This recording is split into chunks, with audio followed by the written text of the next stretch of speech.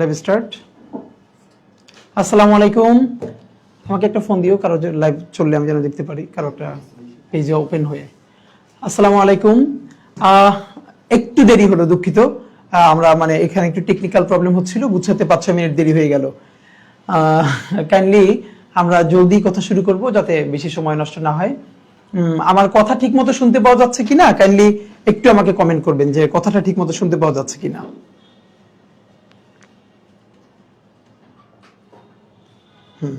আর একটু যারা মনে করেন যে আমাদের এই কথাটা অন্যের কাছে পৌঁছানো দরকার, একটু লাইভটা শেয়ার করে দিতে পারেন আপনারা আপনাদের বিভিন্ন গ্রুপে, বা আপনি যদি মনে করেন যে কথাটা তার জন্য গুরুত্বপূর্ণ, শেয়ার করে দিতে পারেন। আমরা একটু 2-1 মিনিট অপেক্ষা করবো, জাস্ট একটু 2-1 মিনিট অপেক্ষা করি, আমরা কথা বলতে শুরু করবো। ফাঁকা আমাকে একটু কাইন্ডলি আপনারা দিয়েন যে সাউন্ড ওকে আছে কিনা, আমার কথা আপনারা ঠিকমতো শুনতে পাচ্ছেন কিনা। জি, শোনা যাচ্ছে, ওকে, চলছে, থ্যাংক ইউ। আমরা 1-2 মিনিট অপেক্ষা করবো একটু অন্যদের জন্য।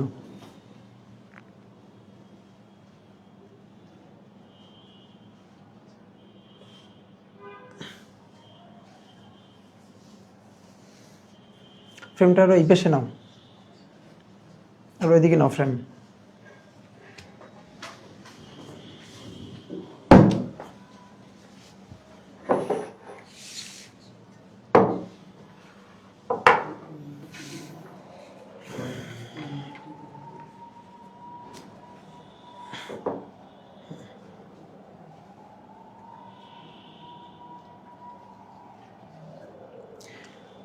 বাজে কত? আশা করি আপনাদের যদি কোনো প্রশ্ন থাকে, নিশ্চয়ই অনেকের অনেক প্রশ্ন থাকতে পারে, আপনারা কমেন্টে লিখে দিবেন। আমরা তো অনেক বড় লাইভ করবো না, ছোট লাইভ করতে চাইবো। তো আমি আমার যে টিম আছে এখান থেকে হয়তো সম্ভব হলে কিছু কমেন্ট পিক করে আমাকে এখানে হয়তো দিবে, আমি উত্তর দেওয়ার চেষ্টা করব। আই থিংক কয়টা বেজে গেছে? 40। আচ্ছা, আমি মনে হয় যারা আছেন, আমি কথা শুরু করি, সময় বেশি নষ্ট না হয়। ওকে, থ্যাংক ইউ। কোনো ডিস্টার্ব হলে আমাকে বলুন, এছাড়া রেডি, সামনে আর কোনো রাইজ করো না। আসসালামু আলাইকুম রহমতুল্লাহ। দেশে বিদেশে বাংলাদেশের যত মানুষ আমাদের এই লাইভটা এখন দেখছেন, শুনছেন, অথবা পরবর্তীতে দেখবেন বা শুনবেন, আপনাদের সবাইকে আন্তরিক শুভেচ্ছা, ধন্যবাদ, মোবারকবাদ।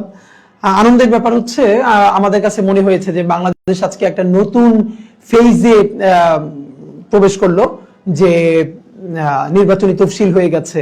তো মজা করে বললে এরকম যে এদেশে নির্বাচন হবে না, এদেশে নির্বাচন হবে না। আমার মনে হয় যে টক শোতে কথা বলবার জন্য অনেক বুদ্ধিজীবীর টপিক কমে গেল, যে তারা কি বলবেন। তো এখন তফসিল তো হয়ে গেল, এরপরে বলবেন নির্বাচন হবে না, নির্বাচন হবে না। তারপরে যদি নির্বাচন হয়ে যায়, তারপরে বলবে যে তাতে কি আওয়ামী লীগ তো অংশগ্রহণ করতে পারলো না, মানে এই কথা আজীবন থাকবেই। তো আমরা মনে করি আমাদের দুটো কাজ অত্যন্ত জরুরি ছিল। একটা হলো বিচার সংস্কার, 3 নম্বরে নির্বাচন। নির্বাচনের সংস্কারকে আমি ভিন্ন করে এই জন্য বলি না যে নির্বাচন মানে ইতিহাসের শ্রেষ্ঠতম, যেটা প্রফেসর ইউনূস সাহেব বলেছেন, ঈদের মতো, ঈদের আনন্দের মতো শ্রেষ্ঠতম যে নির্বাচনটা, এই নির্বাচনটা নিজেই একটা সংস্কার। এখানে বসে সামনে মুভ করো না কেউ, ওদিক যাও, আমার ডিস্টার্ব হচ্ছে, ওদিক যাও। তো একটু কাইন্ডলি আমরা গুছিয়ে নিলাম। যেটা আমি আপনাদেরকে একটু বলা, যে আজকে যেহেতু তফসিল হয়ে গেছে, প্রথমত আমি একজন স্বতন্ত্র প্রার্থী হিসেবে তফসিলকে স্বাগত জানাচ্ছি। যে বহু ধরনের ষড়যন্ত্র তত্ত্ব, বিভিন্ন ক্রাইসিস, দিল্লির ষড়যন্ত্র, আওয়ামী লীগের বিনিয়োগ, এরকম অনেক কিছুকে ভেস্তে দিয়ে প্রফেসর ইউনূস এবং ইন্টারিম গভর্নমেন্ট তফসিল ঘোষণা করতে পারলো, নির্বাচনের তারিখ ঘোষণা করতে পারলো। এই জন্য আমি একজন স্বতন্ত্র প্রার্থী হিসেবে নিশ্চয়ই সকলকে এবং এই পুরো প্রক্রিয়ার সাথে জড়িত নির্বাচন কমিশন, সরকার এবং সকলকে আন্তরিকভাবে ধন্যবাদ জানাতে চাই। দেখেন, আমি কয়েকটা ছোট ছোট ইস্যুতে একটু রেসপন্স করতে চাই। প্রথমত, তফসিল হয়ে গেছে, ইনশাল্লাহ আল্লাহ চাইলে এবার অন টাইমে নির্বাচনটা হয়ে যাবে। কিন্তু একটু যেটা খুব মানে চিন্তার বিষয়, সেটা হলো এই যে নির্বাচনটা হবে, এই নির্বাচনটাকে অতীতের যে কোনো সময়ের সাথে যদি আপনি কম্পেয়ার করেন, যে এটা 2001-এর চেয়ে ভালো নির্বাচন হয়েছে, 96-র চেয়ে, 90-র চেয়ে, এটা খুব খারাপ একটা ব্যাপার হবে। বাংলাদেশের সব থেকে দুঃখের ব্যাপার হলো, বাংলাদেশ স্বাধীন হবার পরে, মুক্তিযুদ্ধের পরে 73-এর যে প্রথম নির্বাচনটা হয়েছে, এটাই প্রচন্ড ভোট চুরির ভোট ডাকাতির কারচুপির নির্বাচন হয়েছে, free and free election Bangladesh স্বাধীনতার পরে পায় নাই প্রথমটা। এরপরে এতগুলো ইলেকশনের মধ্যে গত 15 বছর তো বাংলাদেশ ইলেকশন উঠেই গেছে। এরপরে কয়েকটি যে রিমার্কেবল ইলেকশন হয়েছে, আমরা বলি 91 ইলেকশন, 96 ইলেকশন, দেখেন ইলেকশন গুলো হয়েছে বেশ মোটামুটি সবাই অংশগ্রহণ করেছে, কিন্তু ইলেকট্রাল যে ভায়োলেন্স, যে সহিংসতা, এগুলো তো বাংলাদেশের একদম কালচারাল অংশ হয়ে গেছে। ইলেকশন মানে ইলেকট্রাল কালচার হয়ে গেছে যে মারামারি খুনোখুনি থাকতেই হবে, এ না হলে হবে না। প্রথমে বলে রাখি, বাংলাদেশের একটা গ্রুপ বলবার চেষ্টা করছিল যে পার্টিসিপেটরি ইলেকশন হতে হলে সেখানে আওয়ামী লীগ লাগবে, এই সেই লাগবে। একটু মনে করিয়ে দেই, কয়টা দল অংশগ্রহণ করলো, এটার উপরে তো পার্টিসিপেটরি ইলেকশন হয় না। সে অর্থে তো আওয়ামী লীগ সবসময় পার্টিসিপেটরি ইলেকশন করেছে, তারা 20-30টা নাম করাস্তে দলকে সাথে রেখে তারপর ইলেকশন করতো, কিন্তু কত পার্সেন্ট ভোট দিত? আওয়ামী লীগ যে বলে তাদের এত পার্সেন্ট ভোট, তো আওয়ামী লীগ জাতীয় পার্টি তাদের যে এত এত দল, তাদেরও যদি সকল মানুষ ভোট দিত তাহলে তো 20% ভোট কাস্ট হতো, কিন্তু 5% ভোট তারা কোনোদিন কাস্ট করতে পারে না গত 3টা নির্বাচনে। কেন্দ্রে কুকুর ঘুমিয়েছিল, মসজিদে মাইকে সবাইকে বলে বলে বলে বলে তারপরও 5% মানুষকেও তারা কেন্দ্রে আনতে পারে নাই। আমরা বরং পার্টিসিপেটরি ইলেকশন বলতে বুঝি এবং বোঝাই যে জনগণ, যিনি এই ইলেকশনের সব থেকে বড় স্টেক হোল্ডার, তিনি কতটা অংশগ্রহণ করলেন। এই শীতের সকালে কুয়াশার মধ্যে মানে দাঁড়িয়ে কতজন ভোট দিতে এলেন, শিশুদেরকে কোলে নিয়ে, দাড়ি পাকা মানুষ, বৃদ্ধ, নারী, সবার মধ্যে কি পরিমাণ কোলাহল তৈরি হলো সেটা। তো আমরা প্রত্যাশা করছি যে বাংলাদেশের ইতিহাসে সব থেকে বেশি টার্ন আউট এবার হবে, মানুষ তার প্রতিনিধি নির্বাচন করবে, কারণ মানুষ ভোট দিতে পারছিল না, প্রতিনিধি নির্বাচন করতে পারছিল না। এখন ব্যাপার হলো, প্রফেসর ইউনূস সাহেব বলেছেন যে এই নির্বাচনটা হবে ঈদের উৎসবের মতো। হ্যাঁ, এটাকে সিগনিফিকেন্ট করবার জন্য অনেকগুলো আয়োজন ইতিমধ্যে নির্বাচন কমিশন, যেগুলো চোখে পড়বার মতো, প্রবাসীরা পোস্টাল ভোট দিতে পারবেন, সরকারি কর্মকর্তা যারা নিজের এলাকার বাইরে কর্মরত থাকবেন তিনিও চাইলে পোস্টাল ভোট দিতে পারবেন, এরকম বেশ কিছু উদ্যোগ নেওয়ার চেষ্টা করা হয়েছে। কিন্তু আমি একজন প্রার্থী হিসেবে আপনাদের কাছে কয়েকটা কনসার্ন জানিয়ে রাখি। নাম্বার 1, দেখেন নির্বাচন হবে 12ই ফেব্রুয়ারি, ফাইন। এখন আমি বুঝতে পারছি না যে এইটাকে নির্বাচন কমিশন ইচ্ছে করে করছে। বাংলাদেশের যে প্রতিষ্ঠিত দল, এখন সবচেয়ে বড় দল কোনটা? বিএনপি, জামাত ইসলামী, এরকম আরো যে কয়টা দল, মানে রাজনৈতিক দলের বাহিরে কিছু স্বতন্ত্র ক্যারেক্টার, তারা যদি উঠে আসতে চায়, মানে তাদেরকে কি নির্বাচন কমিশন দমিয়েই রাখতে চায়? মানে নির্বাচন কমিশন কি চায় না যে দলের বাহিরে কোনো প্রার্থী, কোনো ক্যারেক্টার একটু বড় হোক, একটু ভালো করুক? যদি না চায়, আপনাদেরকে শুধু একটা বলি, আপনারা জানেন গত অলমোস্ট 5 মাস ধরে আমি এবং আমার টিম ঢাকা 8-এর প্রত্যেকটা অলিতে গলিতে, মসজিদে, মন্দিরে, স্কুল, কলেজ, ইউনিভার্সিটিতে আমরা সেই ফজর থেকে রাত্রি 10টা পর্যন্ত জনসংযোগ করি, ভোটার যোগ করি। আমরা মানুষের বাড়িতে যাই, বাড়ির সামনে দাঁড়াই, কথা বলি, চা খাই, তাদের পরামর্শ শুনি। আমরা এইবার প্রথম বাংলাদেশের নির্বাচনে বেশ কিছু সিগনিফিকেন্ট ভ্যালু অ্যাড করতে পেরেছি। দেখেন, আমরা প্রথম বলেছি জনতাই লিখবে জনতার ইশতেহার। আমরা বোর্ড নিয়ে, কাগজ নিয়ে, তারপরে মার্কার নিয়ে প্রত্যেকটা এলাকায় যাচ্ছি গত 3-4 মাস ধরে। মানুষ তাদের বক্তব্য, তাদের পরামর্শ, তাদের কথা আমাদেরকে লিখে দিচ্ছেন।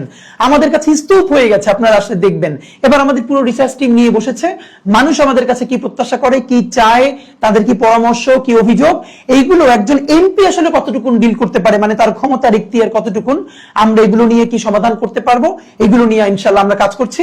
আবার প্রত্যেকটা ওয়ার্ডে ওয়ার্ডে সেই সমাধান নিয়ে যাব, আমরা লাইভ টেলিকাস্টের মাধ্যমে আপনাদেরকে জানাবো এই সমাধান। আমরা সেই ফজর থেকে একটা ক্যাম্পেইন শুরু করছি প্রত্যেক এলাকায়, এটা আপনাদের অনেকের ভালো লেগেছে। আমরা ক্রাউড ফান্ডিং, যেটাকে রিয়েলি বলে, একদম 10 টাকা থেকে শুরু করে, 10 টাকা না, 1 টাকাও বললে ভালো, কারণ আমাদের টিমে 1 টাকা বিকাশ গিফট হিসেবে আসে। এর মানে 10 টাকা 20 টাকা থেকে শুরু করে 5,000 10,000 টাকা মানুষ আমাদেরকে ডোনেট করছে, আমরা হিসাব দিচ্ছি আপনাদেরকে। এই যে নতুন জিনিসগুলো অ্যাড হচ্ছে, তো এবং আজকে আমরা পাবলিক পার্লামেন্ট করেছি। আমি আপনাদের মাধ্যমে বাংলাদেশের অন্তত ঢাকা 8-এর যেসব আমার প্রতিদ্বন্দ্বী আছেন, আরো ক্যান্ডিডেট আছেন, তাদেরকেও বলতে চাই যে চলেন আমরা, আমাদের ঢাকা 8-এ 9টা ওয়ার্ড আছে, প্রত্যেক ওয়ার্ডে একসাথে ঘোষণা দিয়ে আমরা প্রত্যেক প্রার্থী একদিন একটা প্ল্যাটফর্মে দাঁড়াই।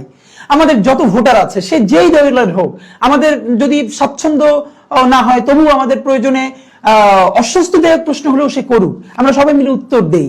কিন্তু এটা একটা অসাধারণ ব্যাপার হবে। আজকে আমরা দুর্নীতি দমন কমিশনের সামনে পাবলিক পার্লামেন্ট করেছি, আপনারা যারা ওখানে অনেকে উপস্থিত ছিলেন, প্রচুর প্রশ্ন করেছেন, উত্তর দেওয়ার চেষ্টা করেছি।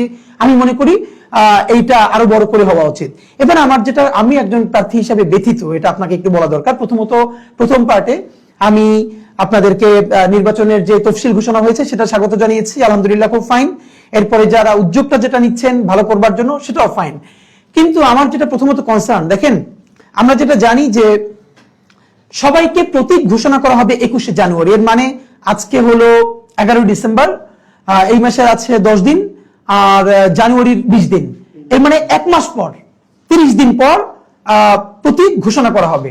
এর মানে নির্বাচনের 30 দিন আগে, অলমোস্ট, হ্যাঁ 22 দিন আগে, 22 দিন আগে, মানে 12ই ফেব্রুয়ারি যদি হয় তাহলে ওখানে হচ্ছে কত, 11ই জানুয়ারি, তাহলে 22শে জানুয়ারি থেকে 12ই ফেব্রুয়ারি, এই সময়টা মানে 20 থেকে 25 দিন সময়।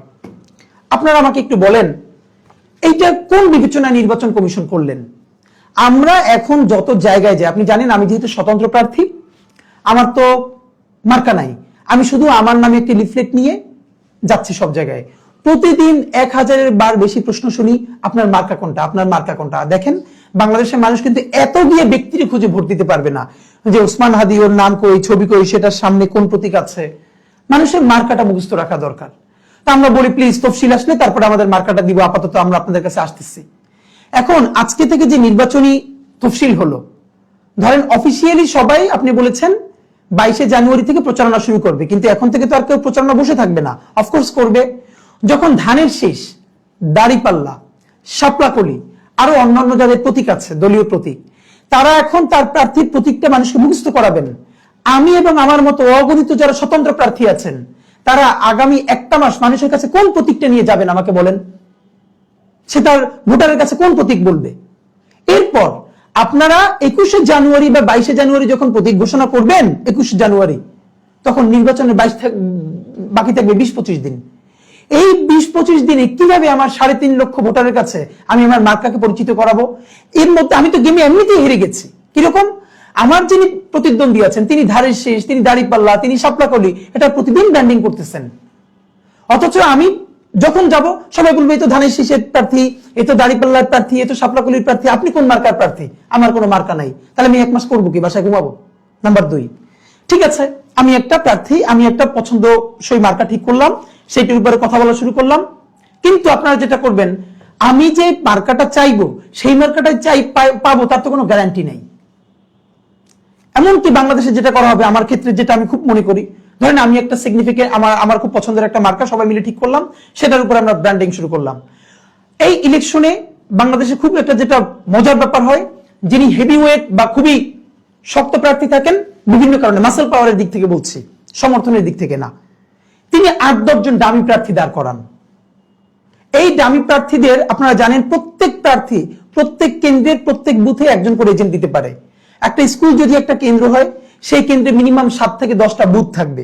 তাহলে একটা স্কুলে যদি মিনিমাম 7টা বুথ ধরি, তাহলে প্রত্যেক বুথে প্রত্যেক মার্কার একজন করে এজেন্ট থাকবে। এবার আপনি ধরেন এখানে মার্কা আছে, আমি একটা স্কুলের একটা বুথ নিয়ে কথা বলি, একটা বুথে ধানের শীষের একজন, দাড়িপাল্লার একজন, আর আমি ধরেন স্বতন্ত্র প্রার্থী একজন। এখন আরো যদি 10 জন থাকে এরকম দামি প্রার্থী একজন লোকের, তখন হবে কি, ওই পুরো 10 জন পোলিং এজেন্টের মধ্যে 1-2 জন থাকবে ভিন্ন, বাকি 8 জন ঘুরে ফিরে সবই একজন আর লোক। এরপর তারা সবাই মিলে যখন সিল দেওয়া শুরু করবেন বা ইলেকশন ইঞ্জিনিয়ারিং করবেন, তখন সেখানে নির্বাচন কমিশনের থাকবেন 1 বা 2 জন পোলিং অফিসার। এই পোলিং অফিসারকে হয়তো একজন স্কুল শিক্ষক বা কলেজ শিক্ষক বা একজন ব্যাংকের অফিসার, এরা সবাই। দেখেন যেই লোকটা পোলিং অফিসার নির্বাচন কমিশন থেকে ওই একদিনের জন্য নিয়োগ প্রাপ্ত, তাকে, তিনি তো ওইখানের স্কুলে কলেজে চাকরি করেন বা ব্যাংকে চাকরি করেন। তিনি যেহেতু জানবেন যে এখন যে ভোট কেন্দ্র দখল করবে বা সিল মারবে, তিনি তো এমপি হবেন এবং তার দল হয়তো ক্ষমতায় যাবে। তিনি এমপি হবার পর, তার দল ক্ষমতায় যাবার পর, তিনি এই স্কুলে তার পোস্টিং থাকবে, তার চাকরি ঠিকমতো থাকবে, তিনি ঠিকমতো ব্যাংকে এখানে চাকরি করতে পারবেন, তাকে বান্দরবান পাঠিয়ে দেওয়া হবে না, কে নিশ্চয়তা দিবে? সুতরাং তিনি যখন দেখেন যে 10 জন প্রার্থীর মধ্যে 2 জন এজেন্ট আর কিছু করতে পারতেছে না, 8 জন এজেন্ট তাকে, তার হাতে কিছু পোলিং অফিসারকে কিছু টাকা দেওয়া হয়, উনি যদি ডিসঅনেস্ট হন তাহলে টাকা নিয়ে চুপচাপ বসে থাকেন, বাইরের লাইব্রেরিতে গিয়ে চা খান, স্কুলের লাইব্রেরিতে গিয়ে। আর যদি অনেস্ট হন তাহলে টাকাটা নেন না, কিন্তু ওখানে গিয়ে বলেন যে আপনি ওখানে গিয়ে চা খান, কারণ তার তো চাকরিটা বাঁচানো লাগবে। তিনি নির্বাচন কমিশনের দায়িত্ব পালন করবেন একদিন, কিন্তু স্কুলের চাকরিটা তো করবেন সারা জীবন। এবং সেই স্কুলের যিনি ম্যানেজিং কমিটির প্রধান, তিনিও কিন্তু ওই প্রার্থীরই নিয়োগ প্রাপ্ত। তো আপনি এইটা কিভাবে ঠেকাবেন? এইটা আপনাদের কাছে আমাদের খুব একটা প্রশ্ন নির্বাচন কমিশনের কাছে, এই যে ডামি ক্যান্ডিডেট, এই যে, এবং আরেকটা ব্যাপার, মিডিয়ার ভাইয়েরা তো বুথের মধ্যে ঢুকতে পারবে না। সিস্টেমটা তবে বাইরে দেখা যাবে দারুণ, কিন্তু ভিতরে যেভাবে মেকানিজম করা হবে, আমি আপনাকে এই দায়িত্ব, এগুলো কেন ডিটেল বলতে পারছি, আমার পরিবারের অলমোস্ট সবাই শিক্ষক এবং তারা সবাই আমার আব্বা থেকে শুরু করে কখনো প্রিসাইডিং অফিসার থেকে শুরু করে আমার ভাই বোন, তারা বিভিন্ন ভোট কেন্দ্রে গত 15 বছর ছাড়াও এর আগে যখন ফেয়ার ইলেকশন হয়েছে এই কাজগুলো তারা presiding officer, assistant presiding officer হিসেবে দায়িত্ব পালন করেছেন এবং এগুলোই ঘটেছে। যখন দখল হয় তখন তার ইজ্জত বাঁচানোর জন্য বলা হয় আপনি গিয়ে লাইব্রেরিতে বসে থাকেন, ব্যাস। এখন তিনি চাকরিটা বাঁচাবেন, না নইলে তার গায়ে হাত তোলা হবে, কি করবেন? নির্বাচন কমিশনের কি কোনো ক্যাপাসিটি আছে তাকে সেভ করবার? নাই। এই উত্তরটা আপনাদের মাধ্যমে জানতে চাই। নাম্বার 2, তাহলে আপনারা যে আমাকে মার্কা দিবেন 1 মাস পর, আমি নির্বাচনের 22 দিন আগে মার্কা পাইয়া সেই মার্কা কি আমি ভিজে খাবো? অথবা আপনি আমাকে গ্যারান্টি দেন যে আমি এখন এই মার্কা চাইলে পাবো। আর একটা কাজ কি করা হবে, আমি যদি এখন একটা মার্কা নিয়ে ব্র্যান্ডিং করতে শুরু করি, করা হবে কি, ওই যে ডামি প্রার্থী দাঁড় করানো হবে সেই ডামি প্রার্থীদের 3-4 জনকে দিয়েও, সাপোজ আমি ধরেন মার্কা চাইলাম, এই যে ধরেন মগ, আমি বললাম যে আমার মার্কাটা হবে মগ, এবং মগটা খুব পরিচিত হলো সবার কাছে। সেই ডামি প্রার্থীদের 3-4 জনের মাধ্যমে তাদেরকে দিয়ে বলা হবে আমরাও মগ চাই। তারপর নির্বাচন কমিশন কি করবে, একই মার্কা যদি একাধিক প্রার্থী চান তাহলে মার্কা ওটা বাতিল। এবার আপনারা বলবেন আপনি বদনা নেন, মগ হবে না। অথবা কি করা হবে, বলবে ঠিক আছে চাইছেন তো 5 জন, আসেন লটারি করি। তো লটারি করে তো আমি পাবো না, বাকি কজন তো জেতার জন্য ইলেকশন করবে না, আমার আটকানোর জন্য করবে। বলেন এবার আমার সমাধান কি? মিডিয়ার যে ভাইয়েরা শুনছেন, নির্বাচন কমিশনের দায়িত্বশীল যারা শুনছেন, প্লিজ আমি একজন স্বতন্ত্র প্রার্থী হিসেবে আপনাদের মাধ্যমে জানতে চাই, আপনারা আমার ইলেকশনের 22 দিন আগে প্রতীক দিলে এটা নিয়ে আমি কি করবো কি আসলে? আশা করি এটা আপনারা সুবিবেচনা করবেন। আর একটা কি করা হয়েছে, স্বতন্ত্রদের জন্য 1% স্বাক্ষর, এটা আগেও বলেছি আবার একটু বলে রাখি, যদি এটা হয়ে গেছে। আমার এলাকায় ধরেন 3.5 লক্ষ ভোটার, কম বেশি এখন পর্যন্ত, যেহেতু চূড়ান্ত হালনাগাদ ভোটার তালিকা প্রকাশিত হয় নাই, কম বেশি 3.5 লাখ। সেক্ষেত্রে 1% ধরেন 3.5 থেকে 4,000 ভোট আমার লাগবে, মানে স্বাক্ষর ভোটারের। প্রত্যেক স্বতন্ত্র প্রার্থীর কি লাগবে, যে তার কনস্টিটিউয়েন্সির 1%, মানে আমার জন্য 3,500 ভোটারের স্বাক্ষর লাগবে। এটা তো অত্যন্ত জুলুম, 2 কারণে। কেন বলেন আপনারা? বলে যাতে ব্যালট বড় না হয়। বাবারে, স্বতন্ত্র প্রার্থীর জন্য ব্যালট বড় হয়, নাম কাওয়াজতে হাবি জাবি নাম দিয়া 36টা মার্কা দিয়ে নির্বাচন করে, তাদের ক্ষেত্রে ব্যালট বড় হয় না? এই যে আমার ক্ষেত্রে 4,000 ভোটারের স্বাক্ষর লাগবে, এমন অনেক দলের প্রার্থী তো আছে তিনি 1% ভোটই পাবেন না, তাহলে তারটা আপনি রাখবেন কেন ব্যালটে? অনেক দলের প্রার্থী আছে তিনি 1% কেন 0.5% ভোট পাবে না, তাহলে তারটা কেন থাকবে? তারটা ব্যালট বড় হয় না? আর স্বতন্ত্র প্রার্থীর কিন্তু ব্যালট বড় হয় যায়, এটা কোনো কথা? ব্যালট বড় হলে আপনার সমস্যা কি? এখন আমার ক্ষেত্রে কি সেটা প্রবলেম না, ইনশাল্লাহ আমি 3,500 হোক 4,000 হোক আমি স্বাক্ষর নিতে পারবো। কিন্তু এখানে একটা গুরুত্বপূর্ণ ইস্যু আছে, এটা আপনারা কেউ খেয়াল করছেন না নির্বাচন কমিশনের। এখন পর্যন্ত আমরা স্বাক্ষর সংগ্রহের জন্য অনেক ভোটারের সাথে কথা বলেছি, তারা আমাদেরকে বলেছে ভাই আপনারে ভোট দিব, এটা ওয়াদা, বাসায় 5টা ভোট আছে 5টাই দিব, আমরা স্বাক্ষর করতে পারবো না। কারণ তাদের ভয়, আমার বিরুদ্ধে যারা লড়ছেন তারা যেহেতু অত্যন্ত পাওয়ারফুল, তারা নির্বাচনে জিতলে শুধু এমপি না মন্ত্রী হবেন, অনেক কিছু হবেন। এখন আমাকে ভোট নির্বাচন করতে দেওয়ার জন্য কারা অফিসিয়ালি স্বাক্ষর দিচ্ছেন, নির্বাচন কমিশনের কাছে তো এই 4,000 মানুষের রেকর্ড থাকবে। এই নির্বাচন কমিশন কাছ থেকে এইটা যে ফাঁস হবে না খুবই স্বাভাবিক, এখানে অনেক কর্মকর্তা আছেন যে কেউ চাইলে এটাকে প্রকাশ করতে পারেন। তাদের আশঙ্কা হলো এই নামগুলো তাদের এক্সপোজ করা হবে কোনো না কোনো ভাবে। যদি তাদের নাম এক্সপোজ করা হয় তাহলে তারা তো বিরাট রিস্কে পড়ে যাবেন, যে ঠিক আছে তোমার বাসা শাহজাহানপুর, তোমার বাসা মতিঝিল, আমার এখানে রইছো ওসমান আদিরে তোমরা স্বাক্ষর করছো, ঠিক আছে দেখে নিতেছি। তো নির্বাচন কমিশন কি একবারও চিন্তা করে নাই যে এই যে স্বতন্ত্র প্রার্থীরা 1% ভোট, মানে 3,500, 4,000, 5,000 মানুষের স্বাক্ষর নিবে, এই স্বাক্ষরটা যে দিবে তার প্রাইভেসি আপনি কিভাবে নিশ্চিত করবেন বলেন আমাকে? এখান থেকে যে কোনো সময়, এটা আপনি এখন না 1 বছর পর আপনি যখন নির্বাচন কমিশন থাকবেন, অন্য কেউ আসবে, তখন তো ফাঁস হতে পারে। তখন যদি এই স্বাক্ষরদাতারা কোনো ঝামেলায় পড়েন এই কারণে যে আমাকে কেন তারা সাপোর্ট করেছেন, এইটার উত্তর কি দিবেন? আশা করি আপনারা এটা নিয়ে চিন্তা করবেন প্লিজ। কেন্দ্রীয় সিসি ক্যামেরা, এই ব্যাপারে এখন পর্যন্ত আপনারা স্পষ্ট কি অবস্থা নিয়েছেন জানি না, আমি আপনাদেরকে স্পষ্ট জানিয়ে রাখি, কেন্দ্রীয় সিসি ক্যামেরা নিশ্চিত করা না হলে আমরা বৃহত্তর আন্দোলন করব, বৃহত্তর আন্দোলন। আমাদের কেন্দ্র কারা দখল করবে, কে মারতে আসছে, কে গুলি করতে আসছে, কে কেন্দ্র দখল করতে আসছে, কে কেন্দ্রের সামনে মারপিট লাগিয়ে অন্য ভোটারদেরকে আসতে ব্যাহত করছে, এটার কোনো ডকুমেন্টেশন থাকবে না। আর আপনি বলবেন 200 কোটি টাকা, 200 কোটি টাকা না 2,000 কোটি টাকাও যদি লাগে, বাংলাদেশের সব থেকে শ্রেষ্ঠতম নির্বাচনকে সম্পন্ন করবার জন্য এটা আপনাকে করতে হবে, এটা আপনার টাকায় করবেন না। এটা জনগণের টাকায় জনগণের রাষ্ট্রের জন্য করবেন। প্রত্যেকবার ত্রুটিপূর্ণ নির্বাচনের জন্য বাংলাদেশের এই ক্ষতি হয়েছে। আপনাকে যেন পরে বলতে না হয় যে আজকে সিসি ক্যামেরা থাকলে আমরা এই জিনিসটা ধরতে পারতাম, এটা চলবে না। আবারও বলি, আপনারা যদি সিসি ক্যামেরা ছাড়া ইলেকশনের প্রচারে যান, মানে প্রিপারেশনে, এতে যদি কিয়ামত পর্যন্ত লাগে ইনস্টল করতে, আপনি কিয়ামত পর্যন্ত অপেক্ষা করবেন? আপনি কেন পারবেন না? এই যে মারামারির বন্যা বয়ে যাবে, এই দায় কে নিবে? আপনাকে সিসি ক্যামেরা নিশ্চিত করতেই হবে, নয়তো আমরা এটা নিয়ে বৃহত্তর আন্দোলন গড়ে তুলবো, জানিয়ে রাখি।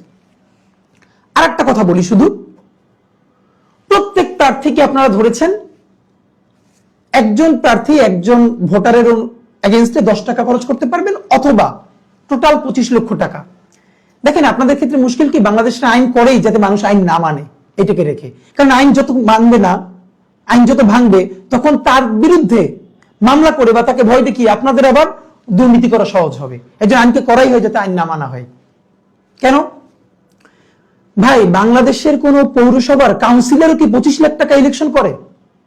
একজন পৌরসভার মেয়র, তিনি পর্যন্ত কমপক্ষে 10 কোটি টাকা খরচ করেন। একজন এমপি তো চক্ষু বন্ধ করে বাংলাদেশে 100 কোটি টাকা খরচ করে ইলেকশনে। আমি সব কথা বাদ দিলাম, যদি ন্যূনতম কেউ খরচ করে, আমার হিসাব বলছি না, আমি তো জনগণের পয়সা জনগণের ইলেকশন করব। এখন আমার প্রশ্ন হলো, আপনি যে 25 লাখ টাকা লিখলেন, আমার প্রতিদ্বন্দ্বী আব্বাস ভাই, হেলাল ভাই, XYZ আরো যারা আছেন, তারা 25 লাখ টাকার বেশি কেউ খরচ করলেন কিনা, অথবা কোন প্রার্থী 25 লাখ টাকার বেশি খরচ করলেন কিনা, এটা আপনারা নিশ্চিত হবেন কেমনে? মানে ধরার মেকানিজমটা কি? ধরেন আমি যদি এখন 25 কোটি টাকা খরচ করি, আমি তো আমার অ্যাকাউন্ট থেকে করব না, তাহলে আমার নিজের অ্যাকাউন্ট থেকে করব না, আপনি এটা ধরবেন কিভাবে?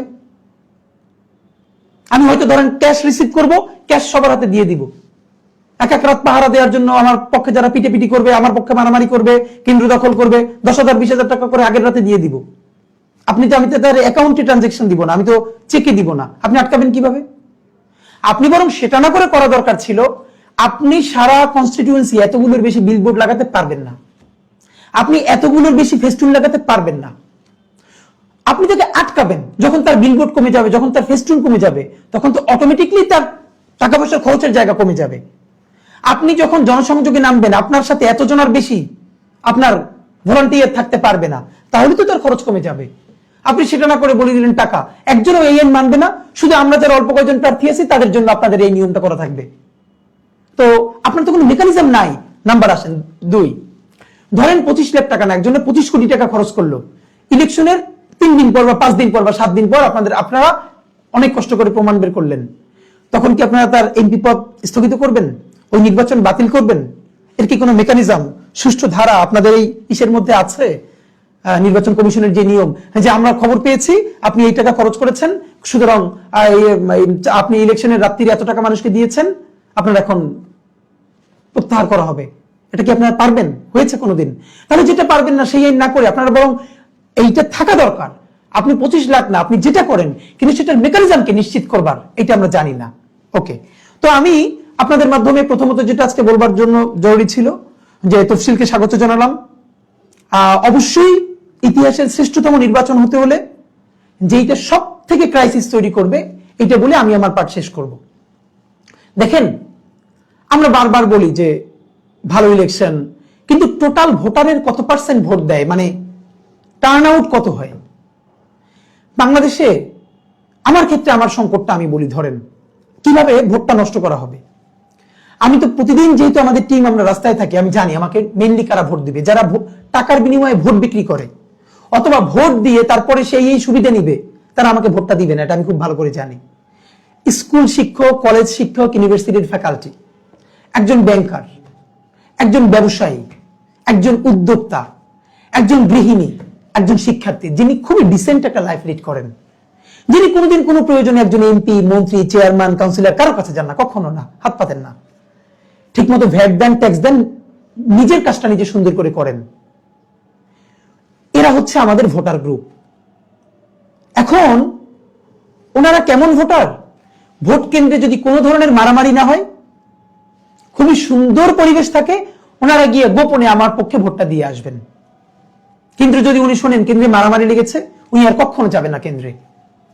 এখন বাংলাদেশে তো এই নিয়ম নাই যে ধরেন আপনার 3.5 লক্ষ ভোটার ঢাকা 8-এ, এর মিনিমাম অর্ধেক ভোট যদি না পড়ে, কত ধরেন 1,75,000, মিনিমাম 50% যদি টার্ন আউট না হয় তাহলে আবার ইলেকশন হবে। এই নিয়ম তো বাংলাদেশে নাই, পৃথিবীর অন্যান্য দেশে আছে। তাহলে ক্যান্ডিডেটদের হিসাব থাকে আমার যারা মাফিয়া ম্যান, মাসেল ম্যান, তাদেরকে দিয়ে আমি ভোটটা ঠিক মতো দেয়াই ফেলবো, আর যারা ডিসেন্ট ভোটার তাদেরকে কেন্দ্রে যাতে না আসে সেই ব্যবস্থা করব। কারণ আমি যদি অল্প ভোটও পাই, ওই অল্প ভোট পাইও যদি 1 নাম্বার হই তাহলে তো আমি এমপি। ধরেন 3.5 লাখ ভোটারের মধ্যে ভোটার কাউন্ট হয়েছে 1 লাখ, এই 1 লাখের মধ্যে আমি বেশি ভোট পাইছি একটা ভোটও, তাহলে আমি এমপি। বাংলাদেশে তো এটা সিস্টেম। এখন এই জন্য কি করা হবে, আমার ভোটাররা যেহেতু অত্যন্ত ডিসেন্ট ভোটার, তিনি যখনই শুনবেন কেন্দ্রে মারামারি লাগছে তিনি যাবেন না, তিনি জীবনের ঝুঁকি নেবেন না। ভোট দিতে গিয়ে মরে যাবেন এই দায় তার নাই। ভালো ইলেকশন, সুন্দর পরিবেশ, যাবো ভোট দিব। কিন্তু মারামারি শুনলে তিনি আমার পক্ষে কোনোদিন মারামারি করতে যাবেন না, পিটাপিটি করতে যাবেন না। কিন্তু অন্য যে রাজনৈতিক দলের কর্মী, তিনি তো পলিটিক্যালি মোটিভেটেড এবং তিনি রাজনৈতিক কর্মী, বিভিন্ন আর্থিক সুবিধা প্রাপ্ত অনেকে, তিনি তো মারামারি করবেন তার কেন্দ্রের জেতানোর জন্য তার প্রার্থীকে। কারণ তিনি যদি তার প্রার্থীকে তার কেন্দ্রে পাশ করাতে না পারেন তাহলে তার এলাকায় যে মাদক ব্যবসা, চাঁদাবাজি, ফুটপাত থেকে চাঁদা তোলা, এগুলো তার সব বন্ধ হয়ে যাবে। আমি যদি আমার এলাকার ফুটপাতটায় আমার ওয়ার্ডে ধরলাম আমি চাঁদা তুলি, আমি মাদক ব্যবসা করি, আমি কনস্ট্রাকশনের যে কাজগুলো হয় ডেভেলপাররা বাড়ি করে ওখানে গিয়ে বাধা দেই, আমাকে টাকা না দিলে এত পার্সেন্ট কাজ করতে দিব না, স্কয়ার ফিট এত টাকা দিতে হবে। এখন আমি এই কাজগুলো করতে চাইলে আমার লোককে এমপি বানাইতে হবে, নইলে তো আমি এলাকায় এগুলো করতে পারবো না। সুতরাং প্রত্যেক ওয়ার্ডে, প্রত্যেক কেন্দ্রে যারা মাস্তান, পাতি মাস্তান, চাঁদাবাজ, তাদের দায়িত্ব হলো তাদের জীবনের ঝুঁকি নিয়ে হইলো তার থেকে পাশ করানো, হইলো তার পুরো আর্থিক চ্যানেল বন্ধ হয়ে যাবে। সে খাবে কি করে? সে তো জীবনের ঝুঁকি নেবে। কিন্তু আমার ভোটার তো কেউ চাঁদাবাজিও করবে না, টেন্ডারবাজিও করবে না, কেন্দ্র দখল যেহেতু করবে না, সে তো জীবনের ঝুঁকিও নেবে না, আমার পক্ষে মারামারিও করতে যাবে না। তাই কি করা হবে, ওই ডিসেন্ট ভোটাররা যদি আমাকে ঠিকমতো ভোটটা দিতে পারে, ইনশাল্লাহ আমরা আশাবাদী আমরা বিপুল ভোটে জয়ী হব। যেহেতু এটা অনেকের হোমওয়ার্ক আছে, তাই নিজেরাই 2-3টা গ্রুপ রেডি রাখবে, করে কেন্দ্রের সামনে হঠাৎ করে একটা মারামারি লাগাই দিবে। এবং এই মারামারিটা হচ্ছে সংক্রামক ব্যাপার, সাথে সাথে মিডিয়া নিউজ হয়ে যাবে সেগুনবাগিচা স্কুল কেন্দ্রে মারামারি, ভোট গ্রহণ বন্ধ কিছুক্ষণ। এইটা শুনে আরো 10টা কেন্দ্রে অস্থিরতা ছড়িয়ে যাবে। আস্তে শুনে আমার সেগুনবাগিচার ভোটাররা সাপোজ বলবে না মারামারি লাগছে আমি আর যাবো না, তো তাদের যেটা গেইন করা গেইন হয়ে গেল। আমার ভোটাররা বাসায় বসে থাকলেন মারামারি দেখে, আর বাকি নিজেরা ভোট টোট দিয়ে, মানে তোমার রোল কত, মানে 1, ছাত্রছাত্রী কয়জন, 3 জন, মানে যে কয়জনই হোক আমি ফার্স্ট হয়েছি সুতরাং আমি এমপি। এইটাকে আপনারা কিভাবে বন্ধ করবেন আমরা জানি না। আমি সম্ভবত বাংলাদেশের সমস্ত স্বতন্ত্র প্রার্থীর পক্ষে থেকেই এই কথাটা বললাম। এই সমস্যাটা আমার একার সমস্যা না। বাংলাদেশে এবার যত স্বতন্ত্র প্রার্থী নির্বাচন করছেন তারা প্রত্যেকেই এই 1 মাস পরে মার্কা পেয়ে, মাত্র ইলেকশনের 22 দিন আগে মার্কা পেয়ে সেই মার্কা কিভাবে মানুষের কাছে পৌঁছবেন তিনি হতাশ। আমি তার সমস্যার কথা বললাম। তাকে যে 1% মানুষ স্বাক্ষর করবে, সেই স্বাক্ষরদাতাদের নিরাপত্তা কে দিবে, এইটার যেহেতু কোনো মেকানিজম নাই, সে প্রচন্ড ভয়ে আছে। আমি তার শঙ্কার কথা বললাম। কেন্দ্রে সিসি ক্যামেরা না থাকলে কে কেন্দ্র দখল করতে আসলো, গুলি চালালো, মারামারি করলো, এটা যেহেতু ডিটেক্ট করা যাবে না, তাই সন্ত্রাসীদের কোনো ভয়ও থাকবে না দখল করতে, আমি সেই শঙ্কার কথা জানালাম। প্রার্থীদের 25 লাখ টাকা খরচ হয়ে আসলে কেউ 25 লাখ করবে না, করবে কোটি কোটি টাকা। কিন্তু আপনি তাকে কোন আইনের মাধ্যমে ধরবেন সেটাও কোনো মেকানিজম নাই। এই শঙ্কার কথা আমি জানানোর সবার পক্ষ থেকে জানানো মনে করলাম। এবার আমি আজকে আমার সর্বশেষ, আপনারা জানেন আমি আপনাদের কাছ থেকে ক্রাউড ফান্ডিং নিয়ে ইলেকশন করছি। আমি একটা খুব ক্লিয়ার কথা বলি, আমি ইউনিভার্সিটিতে পড়িয়ে আমার যা স্যালারি, আমার অন্যান্য ইনকাম, আমি ছাত্র জীবন থেকে আমরা বিভিন্ন জায়গায় টুকটাক ভালো বিনিয়োগ ছিল আলহামদুলিল্লাহ, আমার ফ্যামিলি আলহামদুলিল্লাহ সবাই খুবই একটা ভালো রিসেন্ট লাইফ লিড করে। আমি আপনাদের ফান্ডিং এর টাকা আমার বাসা চালা 1 টাকা খরচ করি না, আমি নেই না পার্সোনালি। আমাদের সমস্ত ফান্ডিং এর টাকার দায়িত্বে থাকেন আমার যিনি নির্বাচন পরিচালনা কমিটির প্রধান সমন্বয়ক আব্দুল্লাহ আল জাবের। আমাদের পুরো একটা টিম আছে, টাকাগুলো আব্দুল্লাহ আল জাবেরের হাতে আসে এবং তিনি সবকিছু খরচ করেন, প্রত্যেকটা পয়সার হিসাব রাখেন। নির্বাচনের পর ইনশাল্লাহ আমরা সেই পুরো খরচ, এই যে আমাদের ডায়েরি, প্রত্যেক পয়সার হিসাব এখানে আছে আমাদের পুরো টিমের।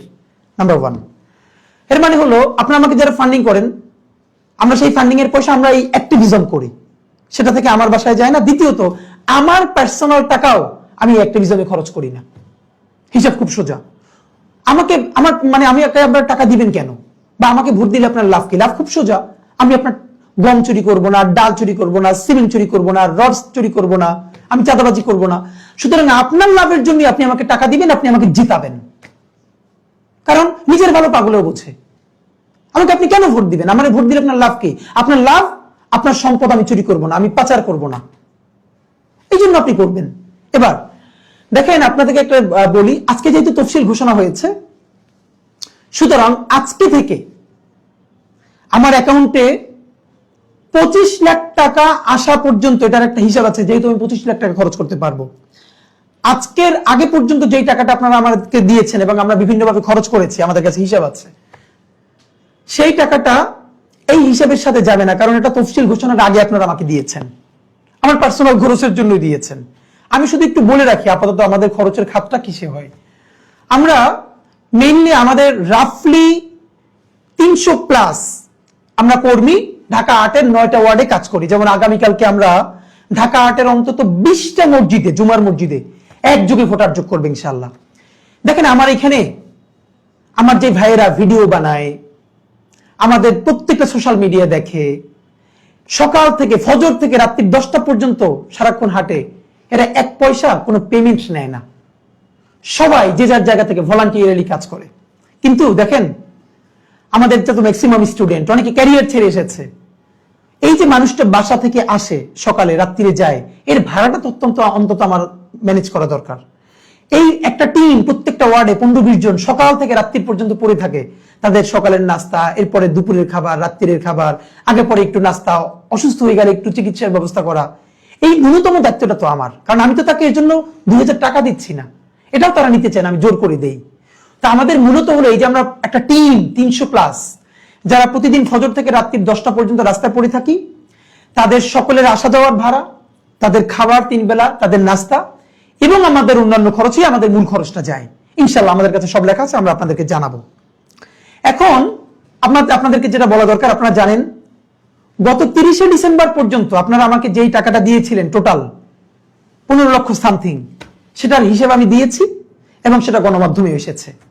কিন্তু আজকে যেহেতু তফসিল হয়ে গেল, সুতরাং ডিসেম্বরের 1 তারিখ থেকে গতকালকে পর্যন্ত, মানে এই 10 দিন, ডিসেম্বরের 1 তারিখ থেকে 10শে ডিসেম্বর আমার কাছে কত টাকা আসলো, এই হিসাবটা আমি আপনাদেরকে এখন দিব।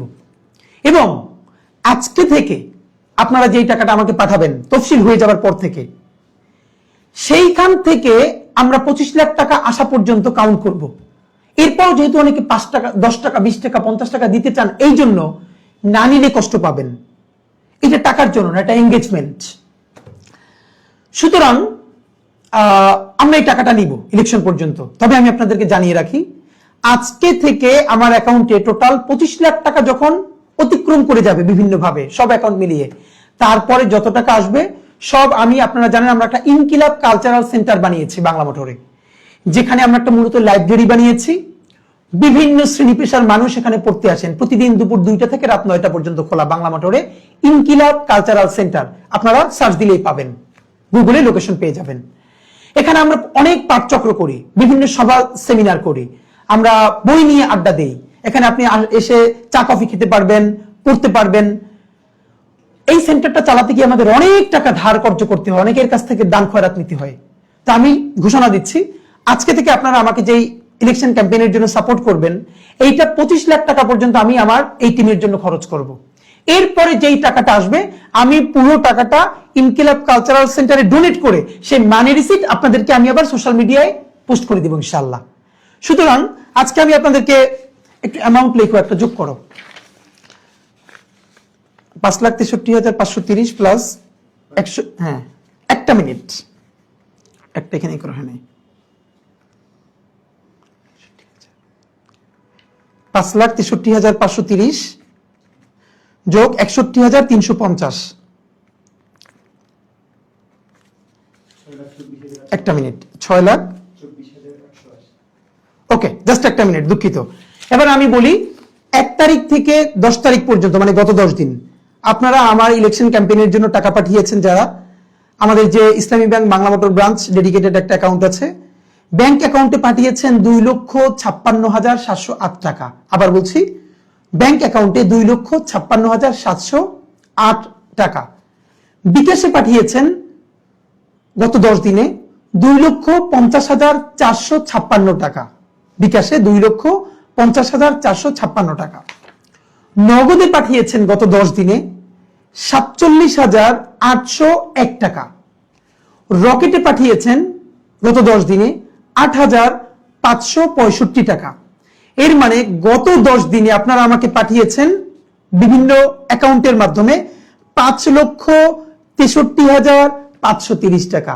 এর সাথে আপনারা জানেন আমি যখন প্রতিদিন ক্যাম্পেইনে বের হই, আমাদের বিভিন্ন একদম জুনিয়র ভাই বন্ধু থেকে শুরু করে আমাদের মা, খালা, আমাদের আঙ্কেল আন্টিরা আমাকে 20 টাকা থেকে শুরু করে 500, 1000 টাকা হাতের মুঠোয় দিয়ে দেন। আমরা গত 10 দিনে সেরকম যেটা পেয়েছি এটা 61,350 টাকা। গত 10 দিনে আমি যখন রাস্তায় হাঁটি, এবং আমি রাস্তায় হাঁটি না, এটা একটা বলে রাখি, গতকালকে আমাদের একটা টিম একটা ওয়ার্ডে কাজ করছিল, এক আন্টি আমার লিফলেট দেখে আবার ফিরে এসে 200 টাকার একটা নোট আমাদের মিসবার কাছে দিয়ে বলেছে, এটা হাদির কাছে পৌঁছাবা, আমার খুব ইচ্ছে ছিল ওরা আমি 1000 টাকা দিব, আমার কাছে এখন টাকা নাই, এই টাকা 200 ওর কাছে পৌঁছাবা। আন্টি আপনি যদি আমার এই আজকে কথা শুনে থাকেন, আপনাকে আমার অনেক সালাম, আমি এই টাকাটা যত্ন করে বাসায় রেখে দিয়েছি। আমরা গোপীবাগে করবার দিন ছাত্র দলের এক ভাই 500 টাকা আমাদের টিমের কাছে দিয়েছেন যে প্লিজ এটা হাদি ভাইয়ের কাছে পৌঁছবেন, ভাই আপনি আমাদের সালাম জানবেন। মানে আমি নিজে থাকি না, আমাদের টিম যখন লিফলেট দেয় তাদের কাছেও 500, 150 এই টাকাটা মানুষ দেয়। তো এটা আমাদের জন্য অত্যন্ত আনন্দের। সুতরাং গত 10 দিনে ক্যাশ পেয়েছি, এবং আজকে আপনারা দেখেছেন যখন দুদকের সামনে আমরা ক্যাম্পেইন করছিলাম 50, 100, 200 টাকা তো অনেকে হাতের মুঠে দিয়ে যাচ্ছিলেন, মানে এমন ভাবে হ্যান্ডশেক করে হাতের মধ্যে যখন চলে যায় তখন আমি না নিলে খুব কষ্ট পায়। এক ভাই 50,000 টাকা, মানে আমি বুঝিও নাই, আমার পকেটের মধ্যে রেখে উনি চলে গেছেন। একটু পরে আমি একটু মানে উঠে দেখার জন্য যে পকেট থেকে মিস হয়ে যায় কিনা ওদের হাতে দিব, তখন দেখলাম যে 50,000 টাকার একটা বান্ডেল, এবং এইটা সহ 61,350 টাকা এসেছে। এর মানে গত 10 দিনে আমার কাছে নগদ এবং বিভিন্ন অ্যাকাউন্ট সহ 6,24,880 টাকা এসেছে। তাহলে আমি যদি গত 10 দিনে এসেছে 6,24,880, আর এর আগে ছিল 15 লক্ষ যে অ্যামাউন্টটা, এটা মিলিয়ে। তো আমি 1 মিনিটে শেষ করব, এটা একটু বলে দিও আমাকে, হ্যাঁ টোটালটা কত হয়। সম্ভবত তারেক রহমান সাহেব বলেছেন যে আপনারা প্রতীক দেখে ভোট দিবেন। আপনাদেরকে বিনীত অনুরোধ করি, আপনারা শুধু প্রতীক দেখে নয়, আপনারা প্রধানত প্রার্থী দেখে ভোট দিবেন, প্রতীক নয়, প্রার্থী দেখে ভোট দিবেন। আপনার এলাকায় কারা নির্বাচন করছেন আপনি সবার প্রোফাইল নিয়ে একটু ঘাটুন, বিএনপির কে, জামাতের কে, এনসিপির কে, স্বতন্ত্রকে, সবার উপর একটু আধা ঘন্টা সময় দিন। দেখেন, একবার ভালো একটা মানুষকে ভোট দিবেন, 5টা বছর ভালো থাকবেন, আপনি ভালো থাকবেন, আপনার পরিবার ভালো থাকবে, আপনার এলাকা ভালো থাকবে, আপনার দেশটা ভালো থাকবে। আর আপনি যদি ভুল সিলেকশন করেন, আমরা কেউ ভালো থাকবো না। আমরা যদি সবাই বেছে বেছে যোগ্য লোকটাকে, যোগ্য প্রার্থীকে ভোট দেই, সে বিএনপির হোক, জামাতের হোক, এনসিপির হোক এবং স্বতন্ত্র হোক, যে দল থেকেই হোক, তাহলে যোগ্য মানুষগুলো যদি গিয়ে সংসদে দাঁড়ায়, আপনি ভাবেন তো আমাদের সংসদটা হয়ে উঠবে যোগ্য মানুষদের একটা কারখানা। তুমুল ঝগড়া হবে, বিতর্ক হবে যোগ্য মানুষদের সাথে পলিসি নিয়ে, সেখানে কেউ যাত্রা করবে না, আর কেউ গান গাইবে না, জনগণের পয়সায় সংসদে নাটক করবে না, যাত্রাপালা করবে না। সুতরাং প্লিজ প্রতীক দেখে নয়, যোগ্য প্রার্থীকে ভোট দিন, সে যেই দলেরই হোক। পুরো অ্যামাউন্ট একটু বলবা? 21,65,292। ওকে, তাহলে আপনারা গত 10 দিনে আমাকে দিয়েছেন 6,24,880 টাকা, আর শুরু থেকে আজ পর্যন্ত আপনারা আমাকে দিয়েছেন 21,65,292 টাকা। আজকে গতকালকে পর্যন্ত, আজকে থেকে আপনারা আমাকে যেই টাকাটা দিবেন 25 লক্ষ টাকা এক্সিড করবার পরে আমি এইটা এখন আর আমি বলবো না, ইনশাল্লাহ আমি যখন অ্যামাউন্ট ক্লোজ করবো ইলেকশনের আগে, তখন আপনাকে জানাবো আমার টোটাল কত টাকা এসেছে। সেই 25 লক্ষ টাকা আমি খরচ করে বাকি যে টাকাটা ইলেকশনের আগের দিন আমি টোটাল টাকাটা ইনকিলাব কালচারাল সেন্টারে ডোনেট করে সেই মানি রিসিপ্ট আপনাদেরকে দিব। অনেকগুলো কমেন্টের উত্তর দিতে পারলে ভালো লাগতো, অনেক সময় হয়ে গেছে, অনেকে বিরক্ত হয়ে যাবেন। আপনারা আমার জন্য অনেক অনেক দোয়া করবেন। ঢাকা 8-এ ইনশাল্লাহ আপনাদের সাথে দেখা হবে। বাংলাদেশ জিন্দাবাদ, ইনকিলাব জিন্দাবাদ, ইনসাফ জিন্দাবাদ। আসসালামু আলাইকুম।